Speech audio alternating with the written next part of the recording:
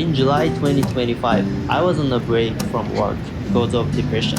I had time but nothing to do. One day I thought maybe I should try a long trail. I've seen movies where hiking changed people's lives. Now that I'm at the crossroads, I felt I should try it too. So I left my home in Tokyo and took the bullet train to Itoigawa, Niigata. That's where the Salt Road begins. The Salt Road is a historic trail that runs from Itoigawa in Niigata to Matsumoto Castle in Nagano. Back in the day, people used this route to carry salt, hence the name.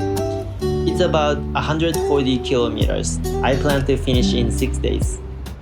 At 11 a.m., I reached the start of the Salt Road and began my hike. The trail started in town. Today's destination was a hot spring inn called Shionomichi Onsen, about 21 kilometers away, with 600 meters of elevation gain. It was my first time in this area, so I felt like I was just enjoying a walk. The views were so different from Tokyo, beautiful and quiet. At noon, I arrived at the tonkatsu restaurant I was looking for, but it was closed. I walked to a roadside station nearby, but it was out of business too. I didn't know what to do, but then I heard there was a udon restaurant 30 minutes away. The weather was super hot, 35 degrees, and I was carrying a 10-kilogram pack, but I had no choice, so I headed. At 12:30, I finally arrived. Luckily, the restaurant was open. It was beautiful inside, traditional Japanese style with Ghibli music playing. It felt so nice. The food was buffet style, tempura and marinated tomatoes and eggplant and so on. It was honestly the best tomato and eggplant I've ever had in my life. The udon was smooth and chewy, and I ate it with local sasazushi. I was full and very happy. At 1:30 p.m., I started walking again. With a full stomach and good music by Joe Hisaishi, I felt great. I saw many Salt Road signs, which helped me stay on track. But then suddenly the path led me into a wild forest. There was a sign, "Beware of bears." I was scared. I thought about turning back, but if I didn't go through, I couldn't reach the inn. It was only day one, I couldn't quit. So I took out my bear whistle and kept walking. But the sound was kinda weak. I didn't know if it really kept bears away. I had no bear spray and I was really nervous. Later, I found a big tree branch. I used it as a weapon, just in case. Finally, I came out of the forest and reached a normal road. I felt so relieved. That moment reminded me, in the wild, I'm small and powerless. Alone in nature, I truly felt the meaning of solitude. From there, I walked through small towns. I found a vending machine and drank a real gold, an energy drink. It brought me back to life. At 5 p.m., I arrived at my inn. The room was a typical Japanese style room. I relaxed in the hot spring with a beautiful view. Dinner was amazing, so many dishes. Then I saw the news. A man in his 70s had been attacked by a bear near here. That was shocking. Bears are real. This is no joke. At 7 p.m., I was so tired, I went to sleep early. I woke up at 6:30. The air pressure had changed overnight, so I didn't sleep very well. Still, I took a morning bath and had a traditional Japanese breakfast. Rice, grilled salmon, egg, natto, and miso soup. Very classic. At 8:30, I started walking again with full of energy. Today's goal is from Shionomichi Onsen to the roadside station Otari. 24 kilometers and 1400 meters of elevation gain. A long and hard day, but I had to keep going.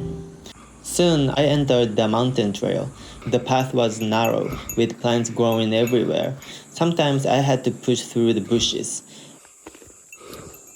There were bugs, a lot of bugs. I really don't like bugs. Then the uphill started. It was very steep, and suddenly, horseflies. Big aggressive horseflies. They were chasing me non-stop. At first, I panicked. I didn't know what to do. But then I had an idea. Maybe I could hit them with my bandana. It worked, kind of. Later, I saw a beautiful pond, but horseflies were flying around, so I kept walking. Then I found a bench. I sat down to rest. But again, horseflies. I had to move again. No rest today. The climb was tough. My body was tired. My mind was also tired. I kept blowing my little whistle to keep bears away. I started thinking maybe I should have brought a speaker. Playing loud music might scare bears. Forget sunscreen. Forget snacks. Next time I bring a speaker. After hours of hiking, I finally reached a small village. I felt safe again, but also surprised. Why do people live in such a dangerous place? Then I found out the trail ahead was closed. I had to take a detour. The new path was quieter. No bears, no bugs, so I felt better. In a hot spring town called Himekawa, I looked for lunch. I wanted ramen, but again, the shop was closed. No other options, so I had Pringles. I didn't feel too bad actually. I didn't expect much, so I didn't lose much. Expectations are important in life. At 12:30, I kept walking. The road became a mountain path again, tall grass and many bugs. I was afraid of both bears and horseflies. It was impossible to relax. As I walked, I started asking myself, why am I doing this? This isn't fun at all. I didn't have a clear answer to this. I just decided to do it. That's all. Maybe something would change, but maybe not. I was tired, mentally and physically. This was only day 2. 4 more days to go. I wanted to quit. Later, heavy rain started, but honestly, I didn't care anymore. At 3:30 p.m., I finally arrived at the roadside station Otari.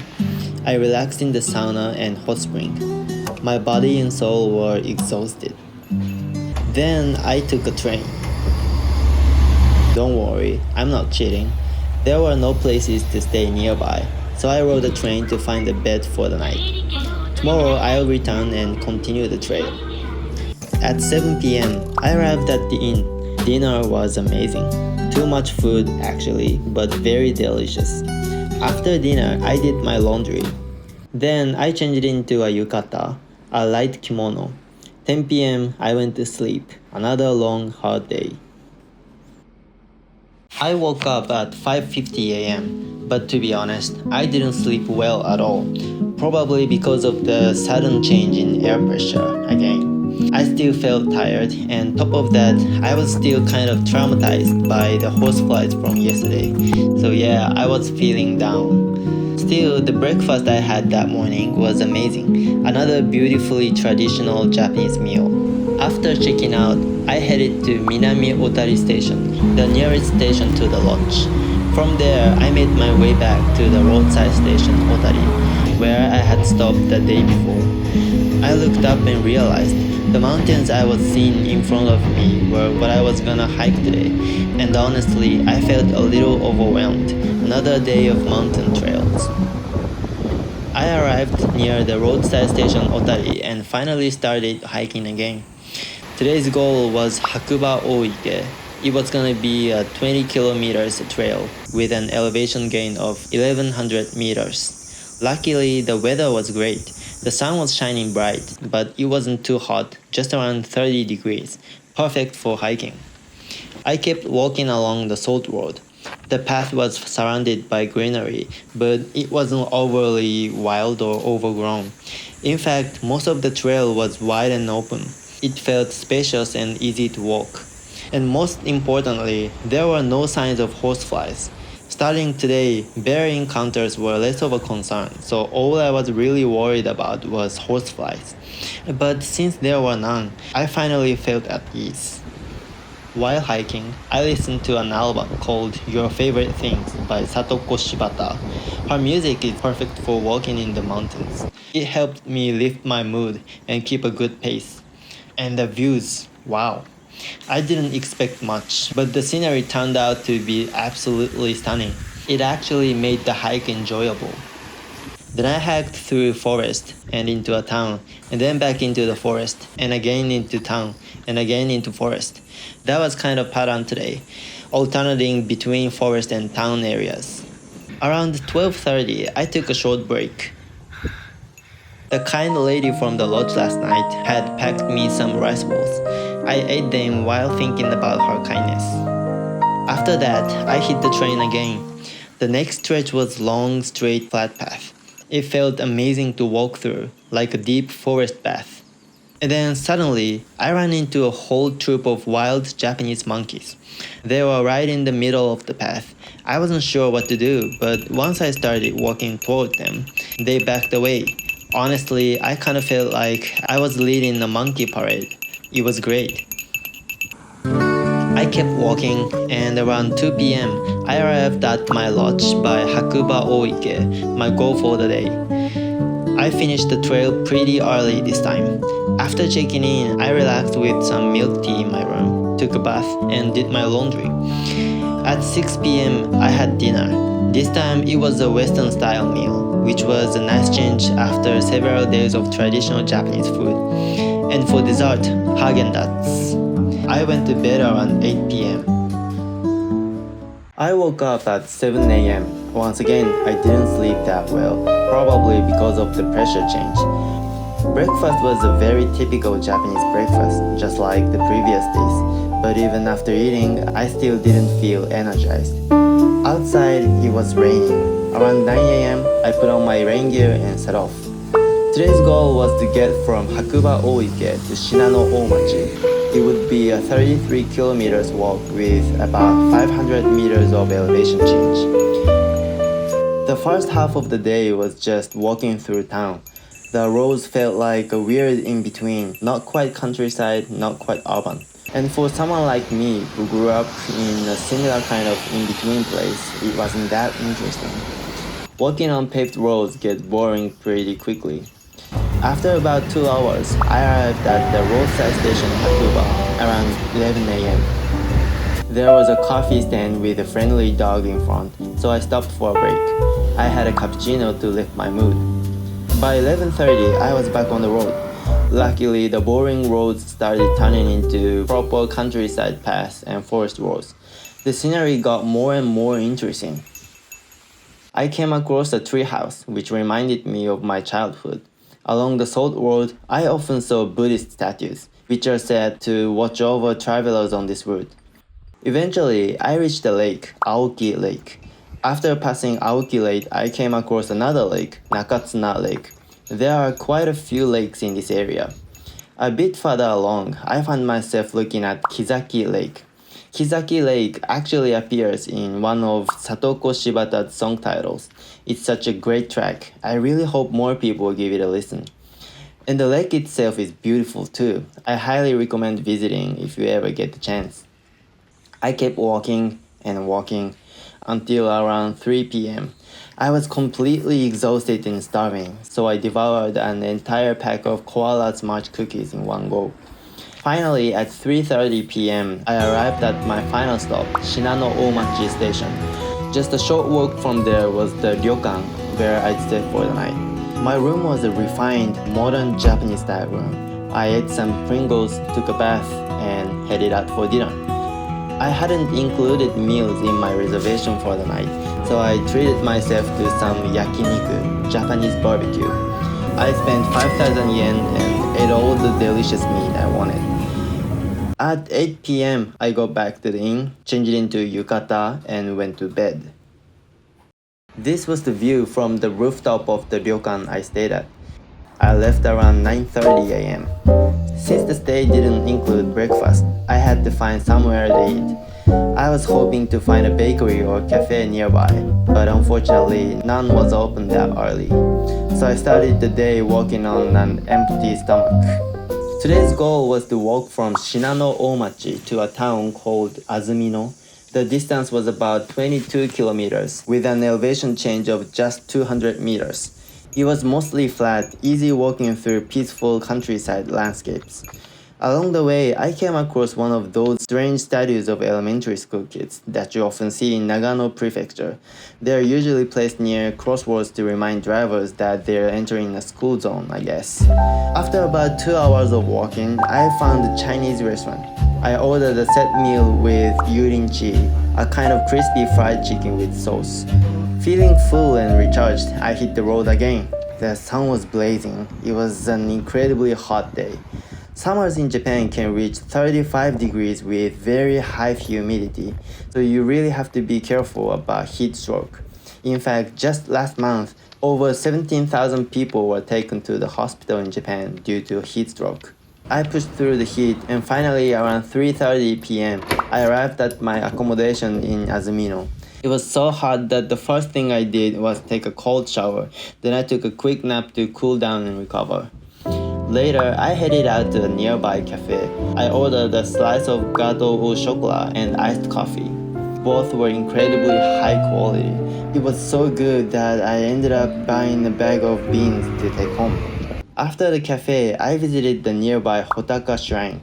Wind chimes rang gently in the breeze, and the shrine had a solemn, majestic atmosphere. It's actually famous for offering protection for safe driving, but I went ahead and prayed for the safety of the rest of my journey anyway.